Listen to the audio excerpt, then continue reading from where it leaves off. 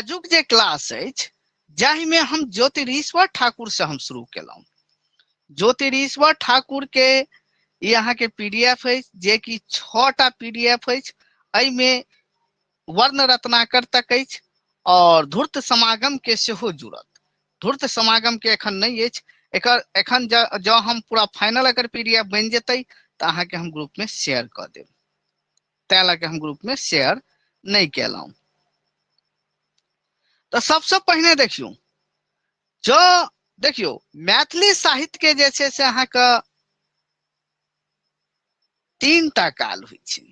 ऐतिहासिक दृष्टि से अहाँ के 3टा काल होइ छै।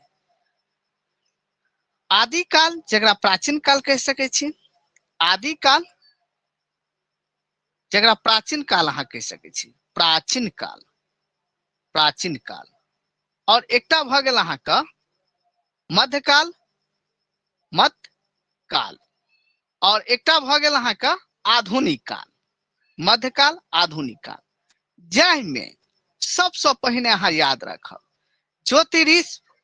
ज्योतिरीश्वर ठाकुर जे छै अहाँ के मैथिली साहित्यक पहिल और अंतिम, बार बार हम कह रहल छी, पहिल आ अंतिम, आदिकालीन पहिल और अंतिम कवि, गद्यकार, निबंधकार जे हिनका कह लियो ओ छला।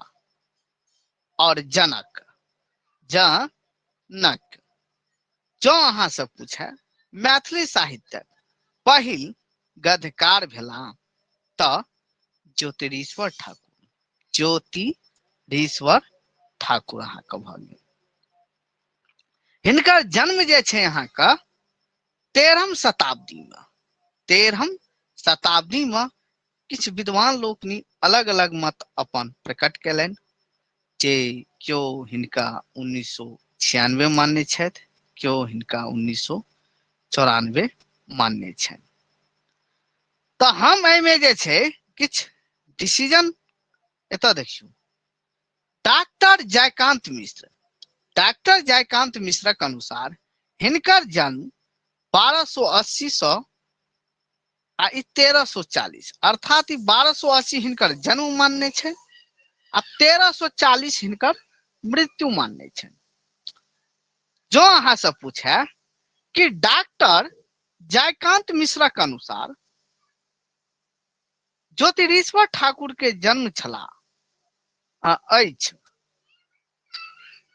या डॉक्टर जयकांत मिश्र ज्योतिरीश्वर ठाकुर के जन्म मानने छथि तो 1280, मृत्यु 1340 याद रखब। तकर बाद जे इनकर जे बेसिक ऑब्जेक्टिव जते बनी छै हिनका से रिलेटिव सबटा रटि लिया। अहाँ के हिनकर जन्म भ गेल, जन्म ओना 13वीं शताब्दी, क्या कि देखियो 1280 हो चाहे 1296 हो, अर्थात 13वीं शताब्दी के अंत धरि अहाँ के जे 13वीं शताब्दी आ मृत्यु अहाँ के 14वीं शताब्दी।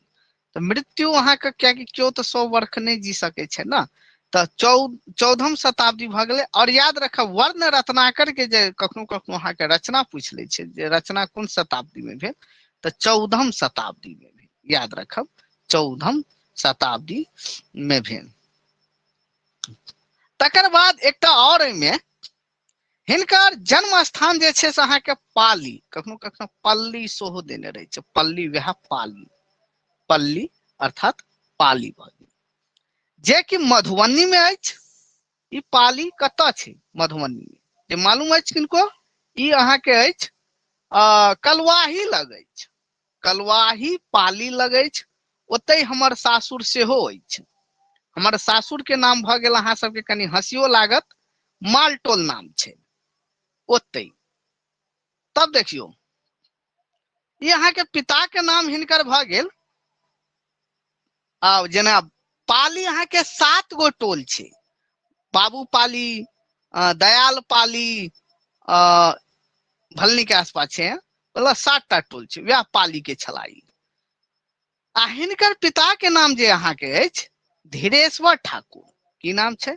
जो अहाँ सब पूछा कि ज्योतिरीश्वर ठाकुर के पिता के नाम अछि तऽ धीरेश्वर ठाकुर। पितामह, पितामह के नाम अछि रामेश्वर, अर्थात रामेश्वर ठाकुर अहाँ लगा सकै छी, रामेश्वर। या अहाँ के ठाकुर नहियो लागल रहत, खाली धीरेश्वर लागल रहत या ठाकुर लागल रहत, ऑप्शन में याद राखब। हिनका उपाधि देखियो, हिनका पिता आ पितामह से पिता से क्वेश्चन रोहै छै। आ हिनकर उपाधि, उपाधि तऽ आंखि बंद क के याद क लेब, कविशेखराचार्य या कविशेखर, कविशेखर ओ कविशेखराचार्य दुनू उपाधि छलै। मुदा विशेषकर ई अहाँ के जे पूछे छै कविशेखराचार्य किनका कहल जाइत अछि तऽ ज्योतिरीश्वर ठाकुर के। ज्योतिरीश्वर ठाकुर के उपाधि अछि तऽ कविशेखराचार्य, एना क के अहाँ के क्वेश्चन रहत। तकर बाद अहाँ के कृति, हिनकर रचना, कृति अर्थात हिनकर रचना की छै ओ जानियो, रचना के बारे में। तऽ हिनकर जे रचना अहाँ के भ गेल ओ वर्ण रत्नाकर, धूर्त समागम, पंचसायक, रंग शेखर, हिनकर 4टा रचना। हालांकि एखन धरि जे छै से 3टा छलै, बाद में एकरा एकटा रंग शेखर सेहो जोड़ल गेलै।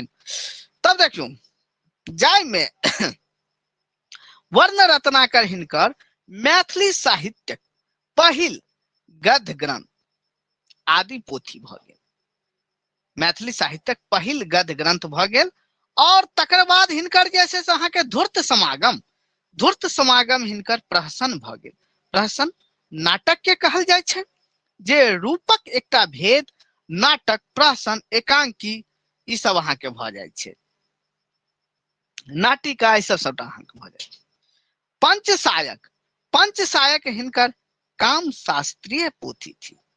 पंचसायक अछि, कखनो कखनो क्वेश्चन पूछे छै कि पंचसायक अछि तऽ काम शास्त्रीय पोथी, काम शास्त्रीय, जाहिमे रंग शेखर सेहो अहाँ के काम शास्त्रीय पोथी मानल गेल अइ। तकर बाद एतऽ देखियौ, तकर बाद अहाँ के एतऽ भ गेल डॉक्टर जयकांत मिश्र। जयकांत मिश्रक अनुसार हिनक समय, ई तऽ हम पहिने कहि देलहुं, याद रखे हिनकर तऽ अहाँ के रचना तऽ यादे क लेब, याद में कोनो अहाँ के अथी नहीं छै। तकर बाद हिनकर देखियौ डॉक्टर जयकांत मिश्रक अनुसार हिनक समय 1280 से ल क 1340 ईस्वी धरि मानल गेल अइ। तकर बाद एतऽ देखियौ ई मैथिली साहित्यक पहिल आदि कालक और अंतिम जनक, गद्यकार, नाटककार, निबंधकार जे हिनका कहिलियो, जे कह के पूछे ओ अहाँ हिनके नाम देबै। यदि आदि जखने जोड़ देत, प्राचीन जखने जोड़ देत, तखने हिनके नाम देबै। और मैथिली साहित्य, मैथिली साहित्य एहन साहित्य अछि जाहि में कोनो भी साहित्य में बिना पद के जे छै से साहित्य के विकास नहीं भ सकै छै, पहिने पद तखने गद्य। मुदा मैथिली साहित्य एहन अछि जाहि में पहिने गद्य एलै तखन पद एलै, पहिने गद्य एलै तखन पद एलै। तकर बाद ई देखियौ ई विद्यापति के पितामह समकालीन छलाह। तऽ कखनो कखनो इहो क्वेश्चन पूछे छै कि ज्योतिरीश्वर विद्यापति के विद्यापति के समकालीन छलाह, पितामह, पिता, भाई विद्यापति, या अहाँ के एना ने क्वेश्चन, हाँ एनाहिते अहाँ के ज्योतिरीश्वर विद्यापति के समकालीन छलाह, ऑप्शन में अहाँ के देने रहत हुनकर पितामह, पितामह, पिता, पुत्र, एना करके अहाँ के, या विद्यापति अहाँ के देने रहत ऑप्शन। ये अहाँ के विद्यापति के पितामह अर्थात हुनकर दादाजी के समकालीन छलाह। ई मिथिला के कर्नाट वंशीय, कर्नाट वंशी राजा हरिसिंह देवक समकालीन छलाह। यानी हिनकर विद्यापति के पितामह के समकालीन छलाह और कर्नाट वंश के अंतिम राजा हरिसिंह देव के समकालीन छला। जो अहाँ से पूछे कि कर्नाट वंश के अंतिम राजा अछि त हरि सिंह देव। अहाँ की फाइनल पीडीएफ है, में कोनो डाउट नहीं, कोनो एरर नहीं, कोनो मिस्टेक नहीं, आंख बंद करके एकरा तैयारी करू।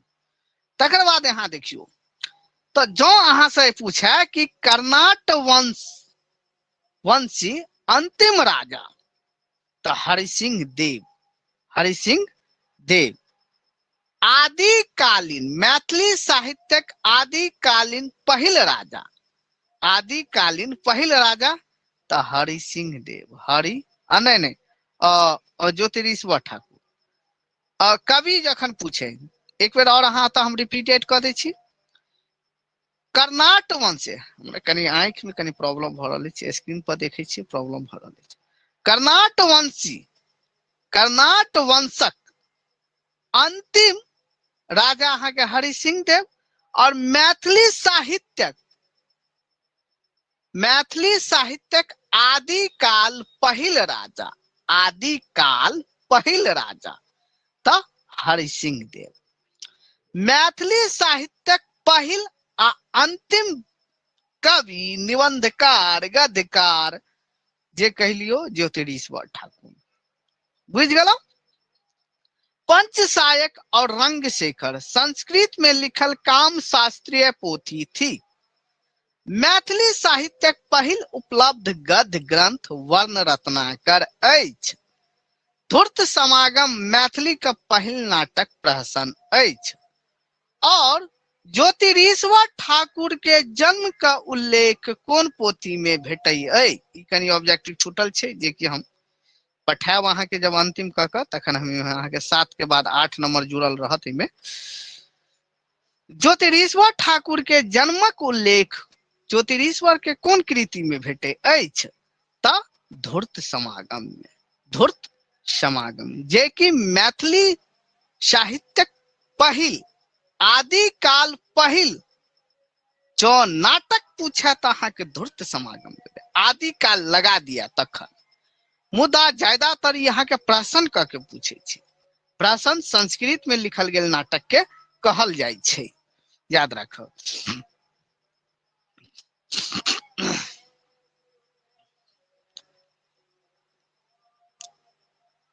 तकर बाद हम आबि गेलहुं एतऽ हिनकर पहिल रचना वर्ण रत्नाकर। वर्ण रत्नाकर के लेखक अछि त ज्योतिरीश्वर ठाकुर, ज्योतिरीश्वर ठाकुर। और देखियो पहिल नंबर भ गेल ई मैथिली साहित्यक उपलब्ध पहिल गद्य ग्रंथ ठीक, पहिल गद्य ग्रंथ ठीक। जते हम लाइन लिखने छियै एकरे अहाँ लाइन हटा दियो, ई 1 हटा दियो, 2 हटा दियो, 3 हटा दियो, की बन जेते? पोथी बन जेते। तो हम एमे वह लाइन के हम डालने छियै जे लाइन अहाँ के एग्जाम में पूछल जेते आ पूछने छन और पूछल जेता, वह लाइन के हम डालने छी। तब देखियो सबसे पहले तो ये अहाँ के क्वेश्चन बने छै कि वर्ण रत्नाकर मैथिली साहित्यक पहिल उपलब्ध गद्य ग्रंथ अछि तो वर्ण रत्नाकर। वर्ण रत्नाकर के पहिल प्रकाशन कहिया भेल? 1940 में। वर्ण रत्नाकर के पहिल प्रकाशन कत्ता सँ भेल? Royal Asiatic Society, Royal Asiatic Society Bengal द्वारा। वर्ण रत्नाकर के पहिल संपादक भेला डॉक्टर सुनीति कुमार चटर्जी, डॉक्टर सुनीति कुमार चटर्जी आ बबुआजी मिश्रक संयुक्त में भेला। यानी डॉक्टर सुनीति कुमार चटर्जी आ पंडित बबुआजी मिश्र दुनू गोटे मिलकर वर्ण रत्नाकर के पहिल प्रकाशन 1940 में केलनि। आ आई पोथी के खोज के केलकनि?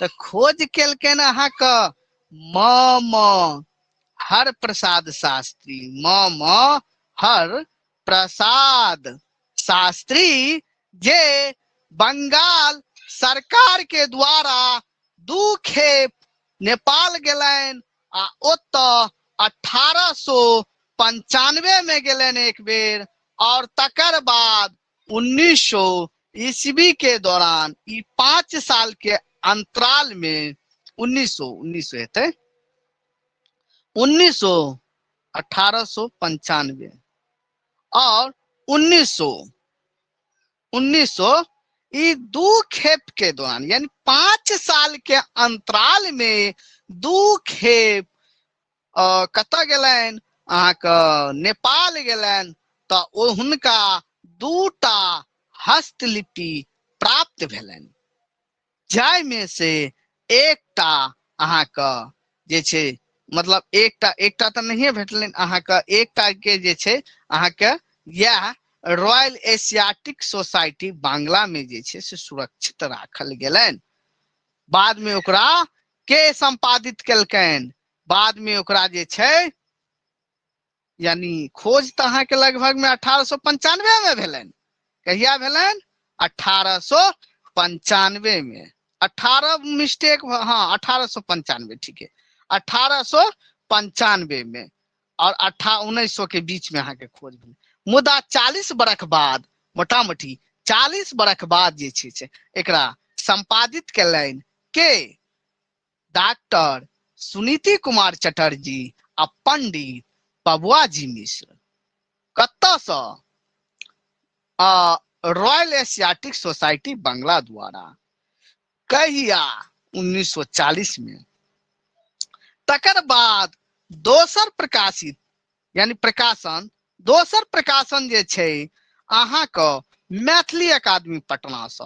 जो अहाँ से पूछे वर्ण रत्नाकरक मैथिली अकादमी पटना से कहिया प्रकाशित भेल? वर्ण रत्नाकर मैथिली अकादमी पटना से कहिया प्रकाशित भेल? तऽ 1980 में। वर्ण रत्नाकर मैथिली अकादमी पटना से संपादक है, या मैथिली अकादमी पटना से वर्ण रत्नाकर का संपादक है। मैथिली अकादमी पटना से प्रकाशित वर्ण रत्नाकर के संपादक है। तऽ आनंद मिश्र आ गोविंद झा ई दुनू गोटे के संपादक में, यानी 2 गोटे ओतो संपादक केलकनि बंगाल से जब प्रकाशित भेले रॉयल एशियाटिक सोसाइटी से, तखनो अहाँके 2 गोटे रहन, सुनीति कुमार चटर्जी आ बबुआजी मिश्र। बबुआजी मिश्र, झा नहीं जोड़ देबै, बबुआजी मिश्र। आ जखन अहाँके पटना मैथिली अकादमी पटना से प्रकाशित भेले तखनो 2 गोटे रहन, प्रोफेसर आनंद मिश्र आ गोविंद झा। ई दुनू गोटे के संपादक में भेलै। तकर बाद देखियो चारिम भ गेल एही ग्रंथक अनुसंधान। अनुसंधान अर्थात खोज अनुसंधान के लेल म हरप्रसाद शास्त्री 1895 से 1900 ईस्वी के दौरान 2 खेप नेपाल यात्रा के क्रम में अथक अधिक परिश्रमक पश्चात कतोक महत्वपूर्ण विस्तृत एवं अनुपलब्ध छलनि साहित्य के अन्वेषण खोज कैलनि। तब अनुवेशन जे अहाँके अन्वेषण जखन पूछत, अन्वेषण के नाम जब पूछत तब म हरप्रसाद शास्त्री। कहिया गेलनि? तऽ 1895 से 1905 ईस्वी के बीच में गेलनि।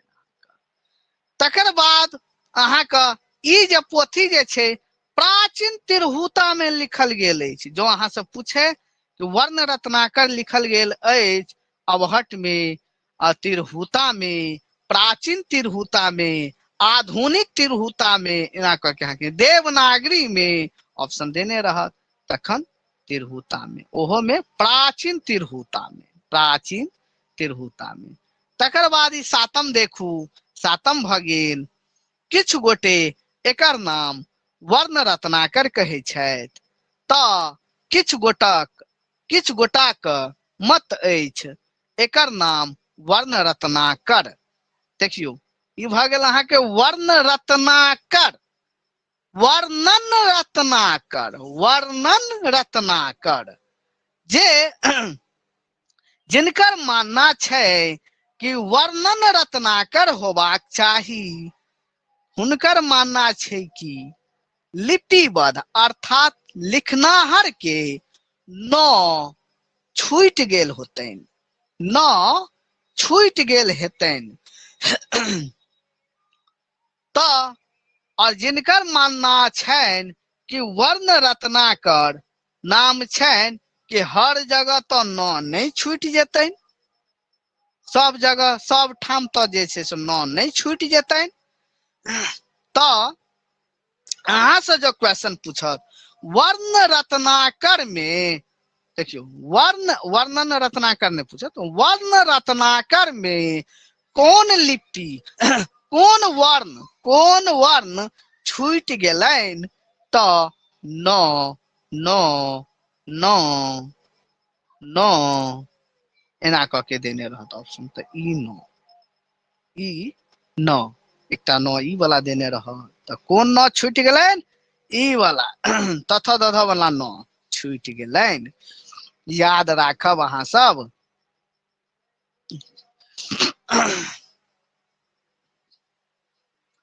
तकर बाद एतऽ देखू अहाँ म हरप्रसाद शास्त्री वर्ण रत्नाकर के एतऽ बहुत भिड़ियाई अछि।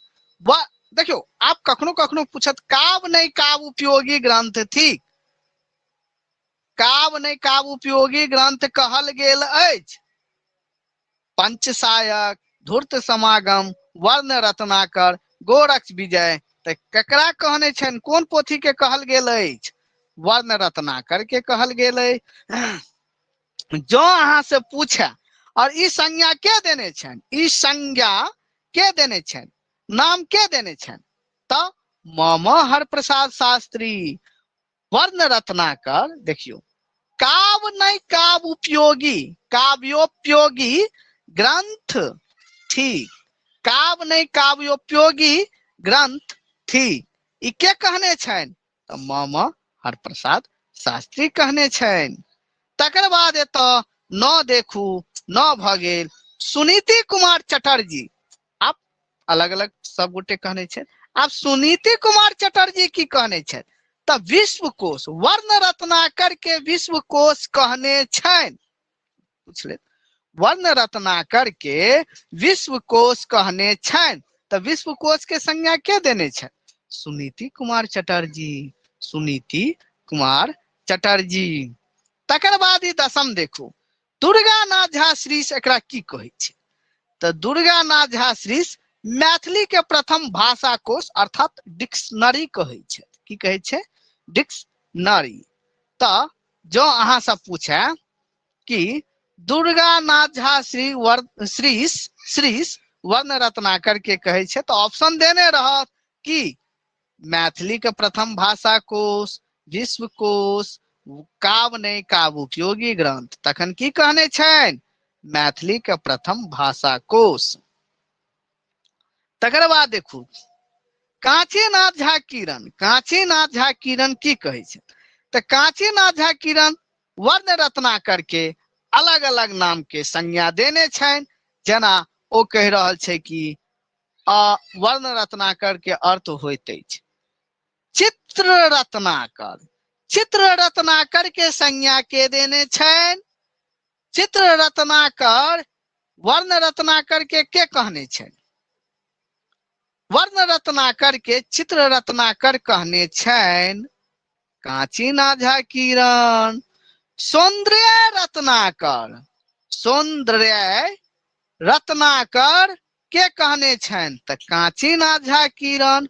और गीत विन्यास रत्नाकर, वर्ण रत्नाकर के गीत विन्यास रत्नाकर के संज्ञा देने छनि, तऽ कांचीनाथ झा किरण। तकर बाद एतऽ 12 देखू, 12 भऽ गेल एकर दू गोट पांडुलिपि छल, पांडुलिपि छल, हस्तलिखित पांडुलिपि उपलब्ध भेल। एक गोट पांडुलिपि जे कि बंगाल रॉयल एशियाटिक सोसाइटी में सुरक्षित अछि, और याद रखब जो अहाँ के कखनो कखनो पूछ लेत कि वर्ण रत्नाकर के एकटा पांडुलिपि कतऽ सुरक्षित अछि, तो रॉयल एशियाटिक सोसाइटी बंगाल में। तकर बाद देखियो एतऽ अहाँ के भ गेल 13 पांडुलिपि। आब एहिमे जे छै से अहाँ के 77 पात्र छल। पूरा पात्र कते छलै, टोटल पात्र कते छल, टोटल पात कते छलै अहाँ के, ई अहाँ के ताल पात पर लिखल गेल अछि। कथी पर, ताल पात पर लिखल गेल अछि। आ एहिमे टोटल कतेक पात छलै अहाँ के, 77 टा। जो अहाँ से पूछे कि वर्ण रत्नाकर में कतेक पात छल, ताल पातक, पात पात पूछ रहल छै ई अहाँ के, पाती नहीं, पातक संख्या, ताल पातक संख्या, पातक संख्या याद राखब। तो ई टोटल पातक संख्या कते रहे अहाँ के, 77 गोट, 77 गोट। मुदा जखन एकरा एकत्रित केलकनि, यानी एकरा जखन खोज कैल गेलै अहाँ के मामा हरप्रसाद शास्त्री, तखन कते छलै अहाँ के, 77 टा पात छलै। 40 बरख बाद जे जखन एकरा संपादित करे के लेल सुनीति कुमार चटर्जी और बबुआ जी मिश्र जखन एकरा तकलकनि, तो ओहि में 17 टा पात हरा गेलै, मतलब हेरा गेलनि, हेरा गेलनि, बुझलहुं। तो 17 टा पात हेरा गेलनि। और जाय में से कोन कोन पात्र हेरायल अछि से देख लू अहाँ। 109 धरि सबटा पात गुल अछि, निपता अछि, जे ओहिमे से 100 ल क 9 टा पात एकोटा नहीं भेटल।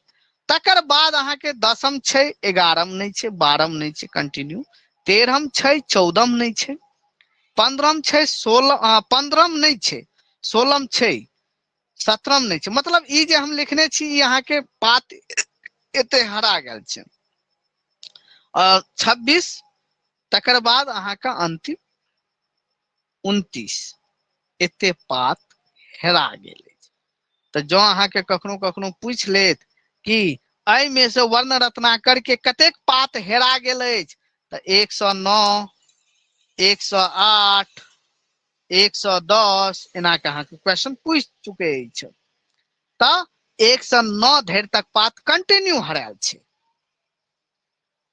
जो अहाँ के पूछत अब संख्या लग कि वर्ण रत्नाकर के कतेक पात हेरा गेल अछि, 17, 18, 19, 20, 17 याद।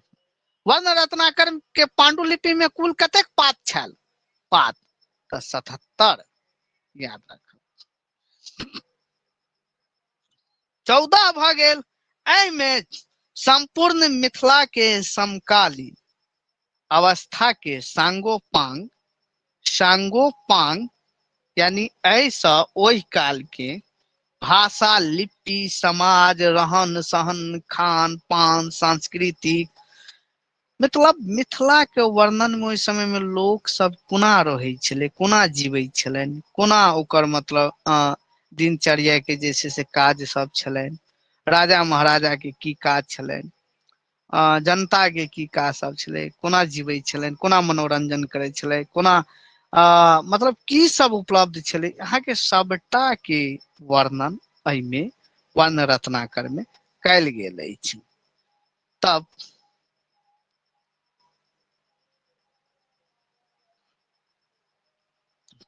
प्राप्त होइत अछि।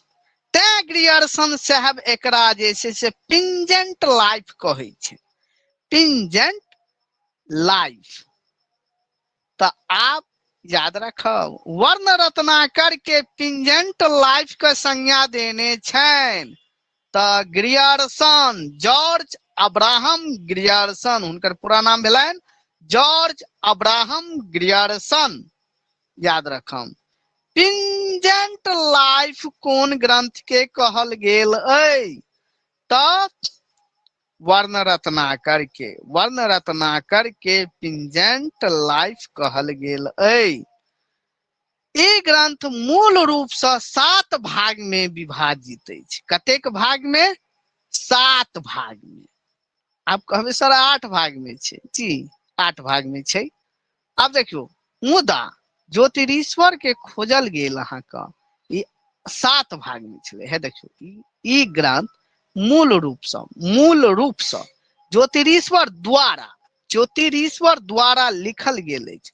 जँ अहाँके कखनो पूछ लिया क्वेश्चन कि एखन धरि तऽ नहीं पूछल, जँ बाय द वे पूछ लिया कि ज्योतिरीश्वर द्वारा लिखल गेल मूल रूप से कतेक भाग में विभाजित अछि, वर्ण रत्नाकर ज्योतिरीश्वर द्वारा लिखल गेल कतेक भाग में, मूल रूप से कतेक भाग में विभाजित अछि, तो 7 भाग में। कतेक भाग में?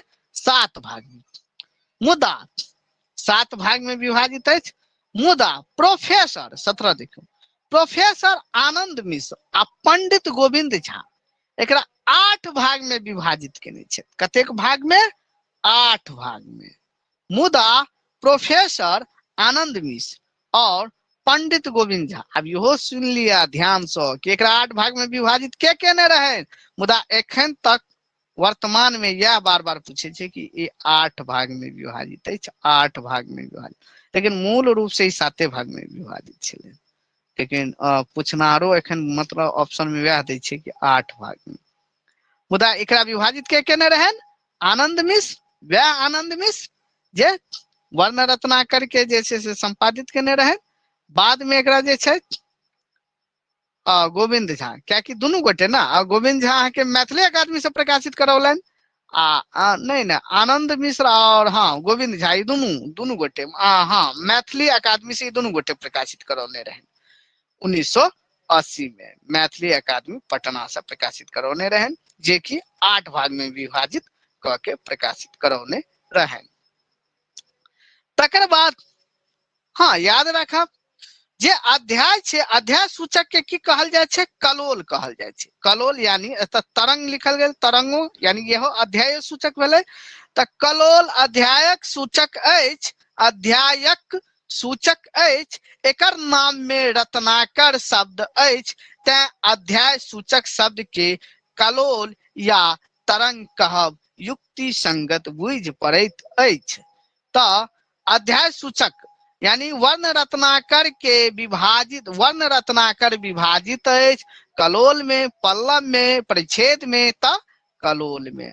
वर्ण रत्नाकर कतेक भाग में विभाजित अछि? त 8 भाग में। वर्ण रत्नाकर के 8 भाग में विभाजित कैने अछि त आनंद मिश्र आ पंडित गोविंद झा। तकर बाद देखियौ, अब एकरा 8 भाग के वर्णन करऽ पड़तै। तो 8 भाग के वर्णन करऽ पड़तै।